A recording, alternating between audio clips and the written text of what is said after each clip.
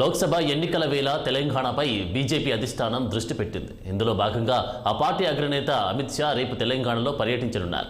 ఒకే రోజు 3 జిల్లాల్లోని కీలక సమావేశాల్లో పాల్గొనే అవకాశం కనిపిస్తుంది. 2019లో 4 ఎంపీ సీట్లు గెలుచుకున్న బీజేపీ రానున్న ఎన్నికల్లో సీట్లను పెంచుకోవాలని చూస్తుంది.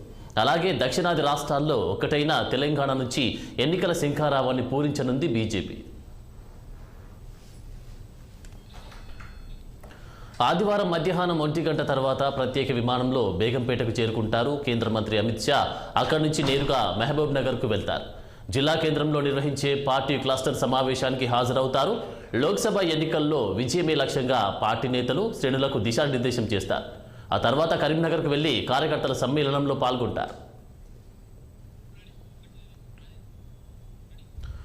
ఈ సమావేశం ముగిసిన తర్వాత హైదరాబాద్కు చేరుకుని సికింద్రాబాద్ పార్లమెంటు పరిధిలో పార్టీ నిర్వహించే మేధావుల సమావేశానికి ముఖ్య అతిథిగా హాజరవుతారు.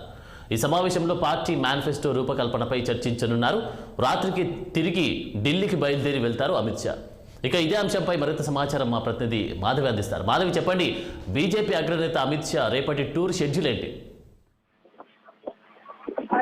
రేపు ఉదయం 11:30 స్పెషల్ ఫ్లైట్ లో బేగంపేట విమానాశ్రయంలో అమిత్ షా దిగబోతున్నారు. అక్కడి నుండి కరీంనగర్ బీజేపీ అగ్రనేతలతో కలిసి మధ్యాహ్నం 1 గంటలకు కరీంనగర్, వరంగల్, మహబూబాబాద్, పెద్దపల్లి పార్లమెంట్ అంటే 3 క్లస్టర్లు ఏవైతే ఉన్నాయో 3 క్లస్టర్ల వాటితో మీటింగ్ సమావేశం ఏర్పాటు చేశారు. బూత్ స్థాయి కార్యకర్తలతో అమిత్ షా మీటింగ్ అక్కడ చేయబోతున్నారు. దాని అనంతరం కరీంనగర్ నుంచి మరియు స్పెషల్ ఫ్లైట్ లో స్పెషల్ హెలికాప్టర్ లో మహబూబ్ నగర్ కు అమిత్ షా చేరుకుంటారు. మహబూబ్ నగర్, నాగర్ కర్నూల్, నల్గొండ పార్లమెంట్ నియోజకవర్గాల ఆఫీస్ పేరెంట్స్ రేపు అమిత్ షా ఈ సమావేశాన్ని ఏర్పాటు చేస్తారు. దాని తర్వాత హైదరాబాద్ కు కేంద్ర హోంమంత్రి అమిత్ షా రానున్నారు.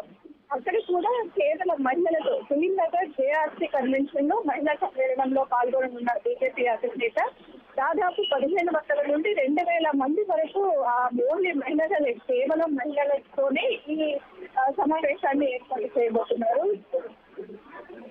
ఓకే మాధవి, మరి 2019లో 4 ఎంపీ సీట్లు గెలుచుకున్న మరి బీజేపీ ఇప్పుడు వచ్చేటువంటి ఎలక్షన్స్ లో ఎన్ని సీట్లు గెలవాలి అని చెప్పి అనుకుంటున్నటువంటి సందర్భం ఉంది?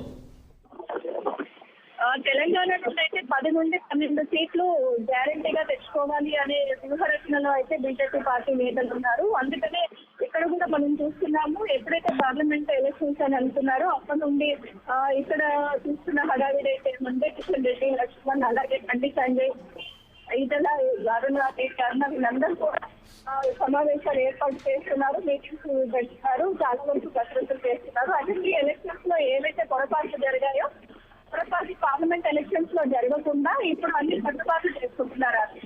Thank you Madhav.